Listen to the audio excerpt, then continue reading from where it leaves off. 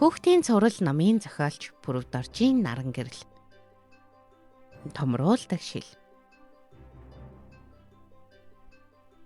Хөөмийн хүндийд нэгэн бяцхан хүчгэн өвөөтэйгөө амьдардаг байжээ. Түүний нэр Тавалц, харин өвөөг нь Нүүдэл гэдэг байв. Бяцхан Тавалц өглөө бүр тосгоны амьтдад илхээмж хүргэдэг ажилтай. Харин өвөө нь им найруулагч бөгөөд амьтад түүнийг ургамал судлаач гэдгээр нь сайн мэднэ. Ингээд нэгэн өглөө бяцхан Тавалц амьтдын захиаг хүргэхээр явах замдаа газраас нэгэн зүйл гялалцахыг олж харав. Тэр зүйлд нарны хурц туяанд маш тодор гялалцаж байлаа.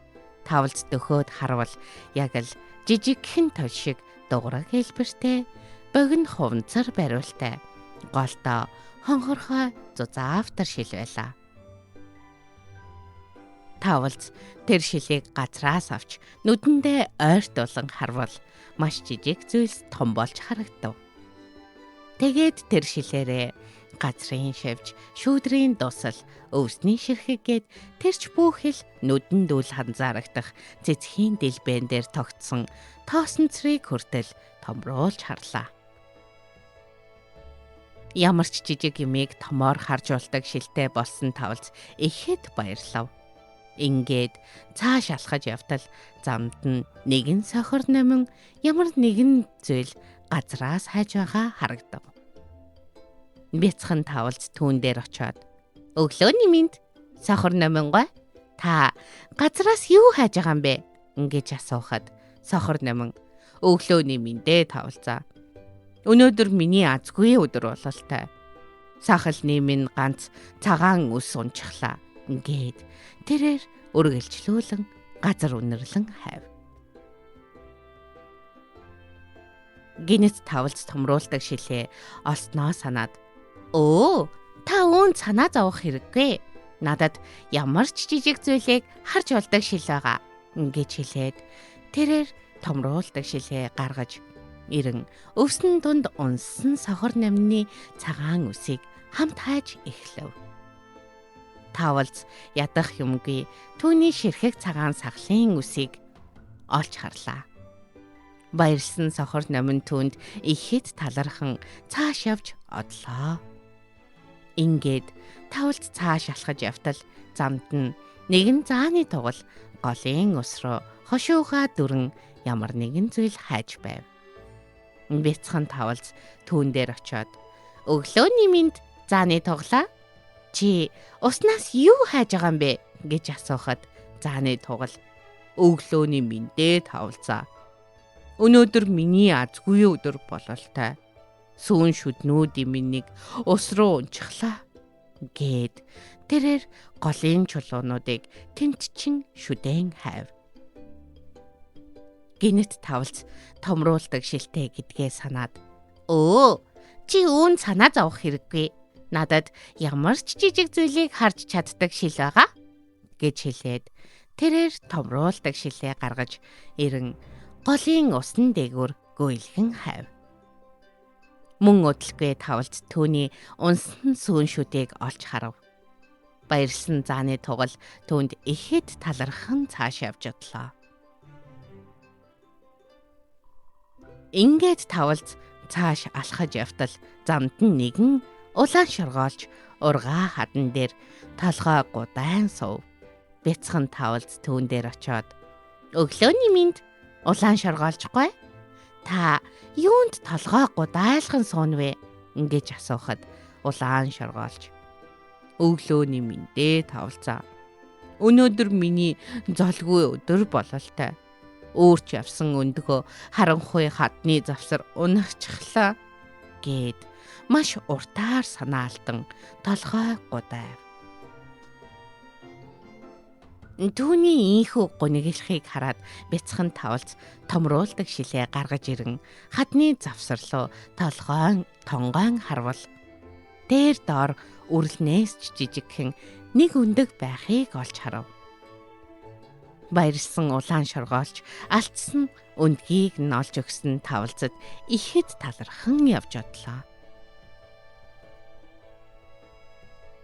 Ингээд бяцхан тавалц цааш явж тосгоны амьтдад илхээмж захидлыг хүргэж өгсөөр гэртээ харих болоход аль хэдийн өдөр дуусч нар уулын цаагуур орох цаг болчихжээ. Ингээд түүнийг явсаар байтал харанхуй болж тэнгэрт сар гарч ирэв. Гэвч тэнд нэг чухал зүйл байхгүй байгааг тавалц анзаарав. Тэнгэрт маш цөөхөн од асч байлаа. Тэр дунд нь тавалцын хамгийн их дуртай ганц од нь байхгүй байлаа. Тэгээд тавалц томруулдаг шилээ гаргаж ирэн харсан боловч бас л харагдахгүй байлаа. Тэрээр хичнээн ахин дахин томруулдаг шилээрээ хааж харсан боловч дуртай од нь огт үзэгдсэнгүй. Ингээд тавалц тун урамгүйхэн гэрийнхээ гадаа ирэхэд нүүдэл өвөө нь байшингийнхаа дээвэр дээр алсыг ширтэн суугаа харагдав. Бяцхан тавалц гунигтай байхыг хараад өвөө түндээс "Орой минь хүү минь юунд ингэтлээ уруу царайлаа вэ?" гэхэд тавалц хажууд нь очиж суугаад "Орой минь дээ өвөө. Өнөөдөр би нэг томруулдаг шил олсон юм. Уг нь тэр шилээр ямар ч жижигхэн зүйлийг олж харж болдгийм. Гэтэл орой болсон чинь ажиллахаа байцглаа" гэхэд нүүдэл түүн рүү хэсэг харж байснаа. "Зулцаг минь дээ. Орой болохоор тод харагддаггүй шүү дээ. Ингэхэд чи юу харах гэсэн чинь харагдахгүй байсан юм?" гэж асуухад тавалц нүдээ томруулж ирээд тэнгэр рүү хуруугаараа заагаад "Яг тэнд миний дуртай од байдаг байсан юм. Харин өнөөдөр харагдахгүй болчихсон байсан" гэж хэлээд урамгүйхэн дуугаа намсгав. Өвгөн нүүдэл түүн рүү гунигтайгаар мишээсхийн харснаа. "Зулцаг минь дээ.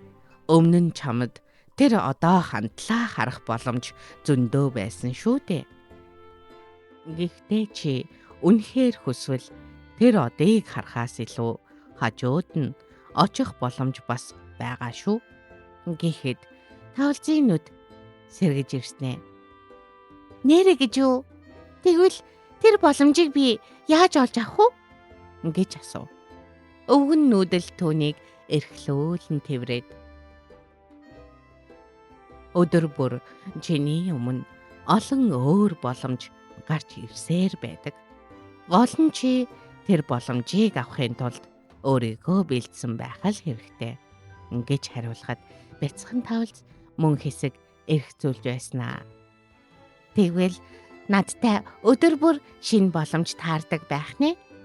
Маргааш би нэгийг заавал олж харна да" гэлээ. Ийн ярьж хэсэг суусны эцэст бяцхан тавалц шинэхэн боломжийг олж харах талаар бодсоор тайван нойрсов.